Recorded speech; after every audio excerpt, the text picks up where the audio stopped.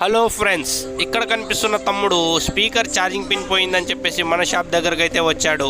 మీరు కూడా మీ ఇంట్లో పిల్లల కోసం బయట స్పీకర్లు అయితే కొనుక్కొని వస్తుంటారు.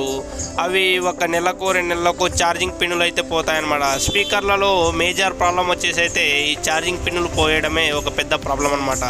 ఈ పిన్నులు పోయినప్పుడు మీరు ఇంటి దగ్గరే ఉండి ఛార్జింగ్ పిన్ ఎలా వేసుకోవాలో సింపుల్ ట్రిక్తో మీకు ఈ వీడియోలో అయితే చూపిస్తాను.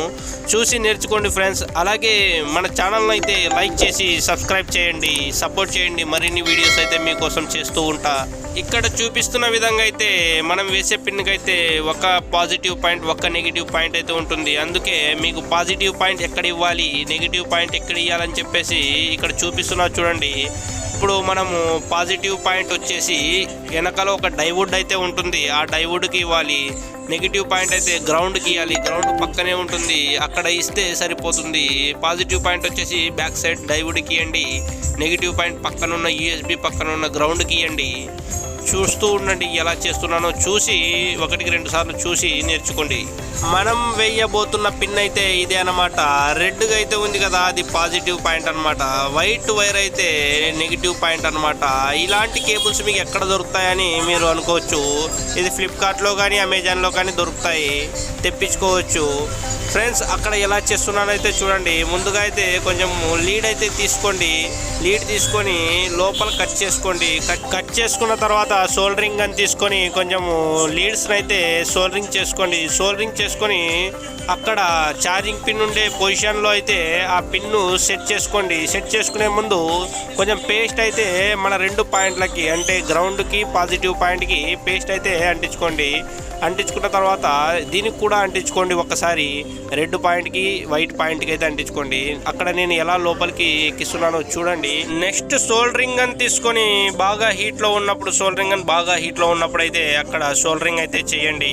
మీరు వాడుతున్న సోల్డరింగ్ లెడ్ కానీ సోల్డరింగ్ పేస్ట్ కానీ బాగా మంచి క్వాలిటీది అయితే అక్కడ సోల్డరింగ్ అయితే బాగా అవుతుందన్నమాట. లేకపోతే అక్కడ మీకు సోల్డరింగ్ కాదు, తర్వాత మీకు పిన్ అనేది ఛార్జింగ్ ఎక్కదు. కాబట్టి మీరు వాడే ఐటెం కూడా మంచిది ఉండాలి ఫ్రెండ్స్. లాస్ట్లో అయితే అక్కడ చూడండి గ్రౌండ్ పాయింట్ కూడా సోల్డరింగ్ అయితే పూర్తయింది.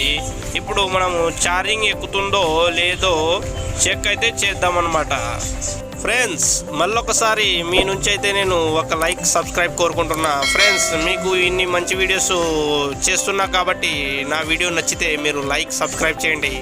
మీరు సబ్స్క్రైబ్ చేస్తే నేను ఇంకా వీడియోస్ చేయడానికైతే ట్రై చేస్తాను అనమాట. ఎవరు సబ్స్క్రైబ్ చేయకపోతే వీడియో చేయడానికైతే ఇంట్రెస్ట్ రాదు. కాబట్టి ఫ్రెండ్స్, మీరు నాకు ఇవ్వాల్సిన సపోర్ట్ ఒక సబ్స్క్రైబ్. ఫైనల్గా అయితే చెక్ చేస్తున్నా ఫ్రెండ్స్. చూడండి రెడ్ లైట్ అయితే అక్కడ పడింది.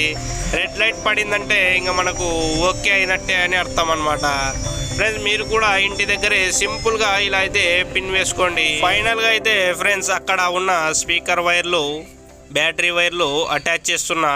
ఆ అటాచ్ చేసే టైంలో ఏ వైర్లు అదే దానికే సెట్ చేయండి అనమాట. మళ్ళీ స్పీకర్ వైర్లు బ్యాటరీకి, బ్యాటరీ వైర్లు స్పీకర్ సెట్ చేస్తే స్పీకర్ కాలిపోయే అవకాశాలు ఉన్నాయి.